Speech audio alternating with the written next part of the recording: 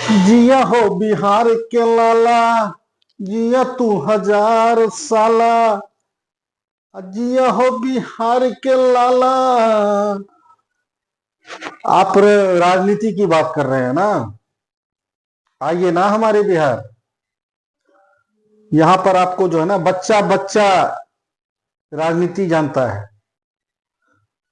स्वागत है दोस्तों आप सबका, आप सबके अपने चैनल राकेश राज केयर पे। दोस्तों मैं हूं आपका भाई राकेश राज। अगर चैनल पे आप पहली बार आए हो तो प्लीज चैनल को सब्सक्राइब जरूर कर लेना, ताकि आपको हमारे वीडियो जल्द से जल्द पहुंचता रहे। दोस्तों आज बात कर रहा हूं अपने बिहार और बिहार के पॉलिटिक्स के बारे में। दोस्तों अभी हाल में आप लोगों ने देखा होगा न्यूज पे, जो हमारे बिहार के जो मुख्यमंत्री हैं आदरणीय नीतीश कुमार जी, तो उनके पुत्र को लेकर, उनके पुत्र जो हैं निशांत जी, तो निशांत जी को लेकर जो है ना, बहुत ही ज्यादा राजनीति हो रहा है बिहार में।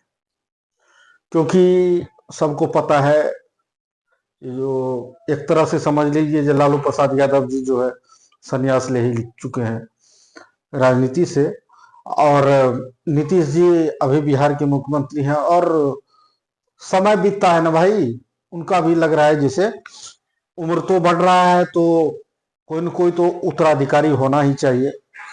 और इस पर विपक्ष भी जोरदार हमला बोलते रहता है। लेकिन कुछ सूत्रों के हवाले से ये बताया जाता है, जो नीतीश कुमार के जो बेटे हैं निशांत जी, वो जल्द ही पॉलिटिक्स ज्वाइन करने वाले हैं। क्योंकि देखिए 2025 में जो चुनाव होना है, 2025 में चुनाव होगा विधानसभा का, और विधानसभा के चुनाव में अब जनता दल यूनाइटेड के कुछ पक्ष तो नहीं चाहते हैं जो निशांत जी राजनीति में आए, लेकिन कुछ पक्ष चाहते हैं जो निशांत जी राजनीति में आए और नीतीश कुमार जी का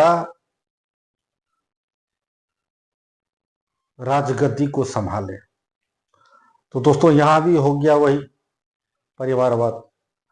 राजनीति में एक चीज है, राजनीति में आप लोग कहीं भी किसी पार्टी में देखिए, परिवारवाद बहुत ही ज्यादा इंपॉर्टेंट हो जाता है। कोई भी पार्टी कितना भी, कोई भी नेता कितना भी बोले, लेकिन अब भैया जो नेता है उसके लिए तो समझ लीजिए जो विरासत है राजनीति, उनका बेटा क्या करेगा, पॉलिटिक्स ही करेगा। आप बिहार में भी देख लीजिए, लालू प्रसाद यादव के बेटे, दोनों बेटे तेज प्रताप और तेजस्वी, दोनों लालू यादव की बागडोर आगे करने के लिए कमान संभाल चुके हैं। और स्वर्गीय रामविलास पासवान जी के बेटे चिराग पासवान, वो भी अपनी पिता के विरासत को आगे बढ़ा रहे हैं। तो एक तरह से आप कहिए जो अभी नीतीश कुमार जी के बेटे निशांत जी ही बचे हुए हैं। और सूत्रों के हवाले से ये भी बताया जा रहा है, जो यही 2025 में वो जदयू में बहुत जल्द जो इलेक्शन आने वाला है 2025 में विधानसभा का, इसमें नीतीश जी के साथ साथ, तो यही है पॉलिटिक्स। और अगर बिहार की बात करते हैं तो भैया देश में आप किसी भी स्टेट में जाइए, हर एक जगह के नेता का नजर जो है बिहार के पॉलिटिक्स पर ही है।